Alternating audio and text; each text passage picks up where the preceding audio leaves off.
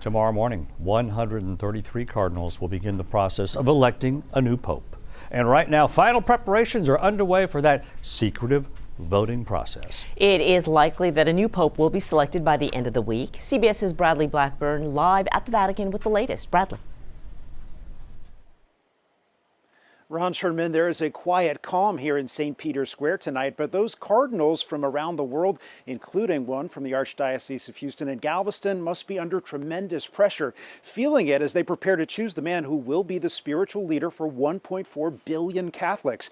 Tomorrow they will begin making their decision as they're locked inside the splendor of the Sistine Chapel.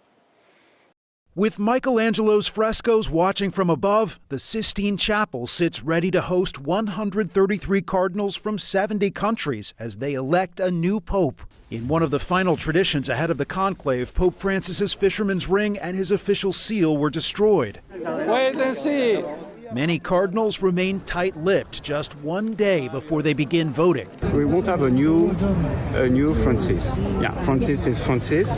To be a pope, it has so many different kind of job requirements, right? CBS News papal contributor Delia Gallagher says the first vote will establish who the real contenders are. What would surprise you here? An African pope.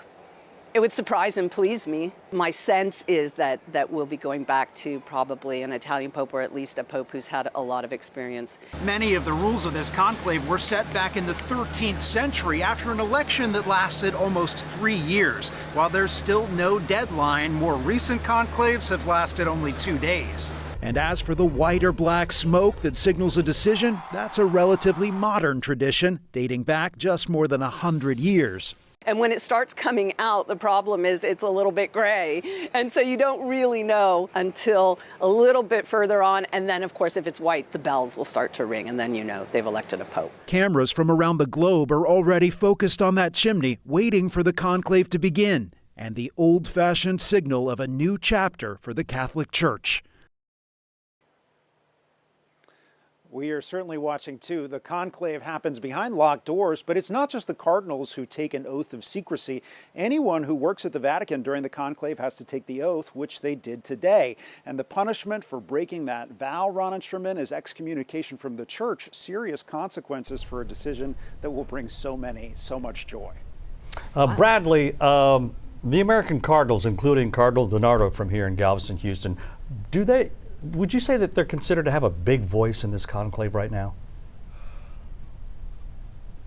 Well, Ron, when you look at the numbers of those 133 cardinals, 10 are from the United States. That's the biggest block from a single country other than here in Italy. So you would think they'd have a big voice, but the truth, Ron, is that the American cardinals are also divided on a number of issues. So we'll just have to see.